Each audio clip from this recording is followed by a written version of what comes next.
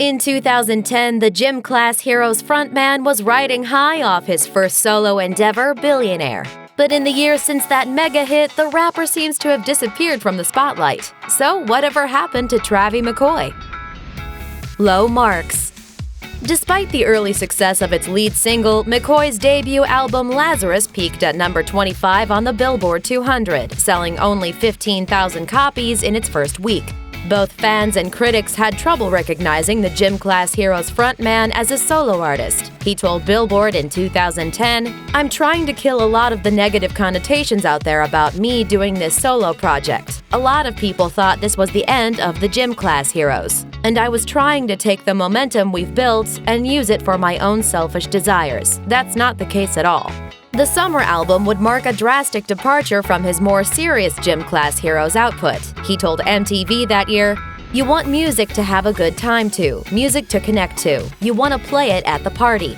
While Rolling Stone praised McCoy for inventing his own market by mixing emo, hip-hop, and tween pop, the magazine only gave the album 2.5 stars, stating, "His polished croon rapping is more unctuous than charming, but he gets credit for dreaming of getting rich so he can fix New Orleans and pass out cars like Oprah." Solo singles. McCoy began work on his sophomore solo effort, releasing a string of non-album singles, beginning with Rough Water in 2013. Featuring singer-songwriter Jason Mraz, the song didn't top the charts, but did very well among McCoy's fanbase. He told Vibe that December, "The response has been amazing. I couldn't be more stoked." In March 2014, McCoy collaborated with Brendan Urie of Panic at the Disco on the single Keep On Keeping On. But it was the following year that he released the most popular of the three, Golden, featuring Chandelier singer Sia. While neither of the latter two efforts charted in the US, both earned millions of views on YouTube.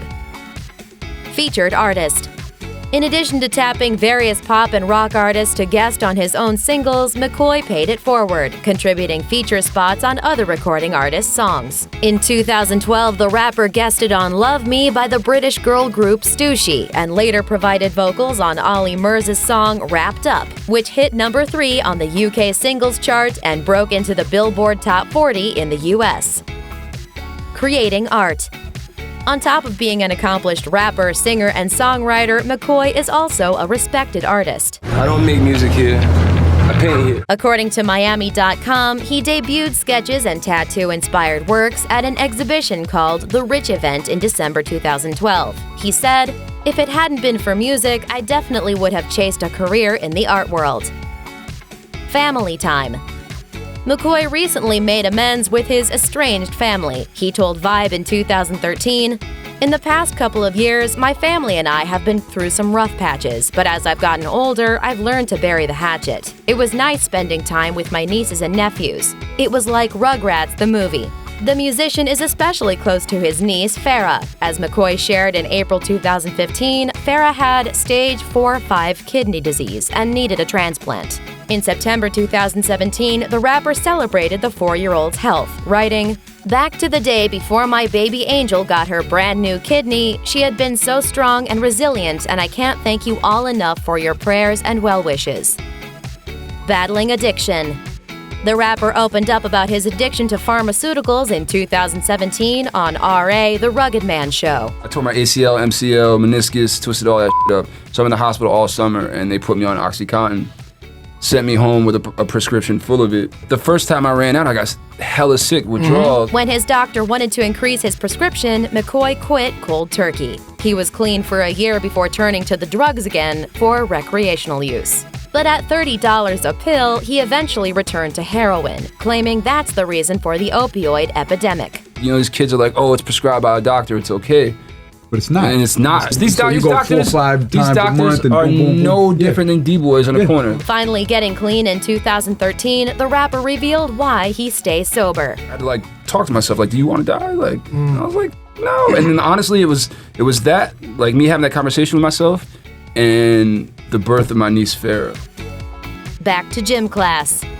McCoy brought Gym Class Heroes out of hiatus to work on their 5th studio album, The Papercut Chronicles 2, telling MTV in 2009, "All I got to say is, it's definitely going back to the essence of Gym Class Heroes, which is 4 dudes sitting in a room, vibing off each other, and making organic dark metal."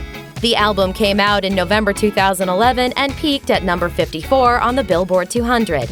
But its lead single, Stereo Hearts, featuring Adam Levine, is what put the hip-hop rock outfit back on the map.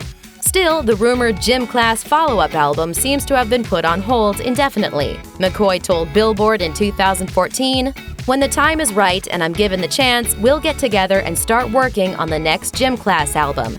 With no release date in sight, the band recently announced that they are set to join Train's annual Sail Across the Sun cruise in March 2018, suggesting that the wait for new Gym Class Heroes music could be over as early as next year.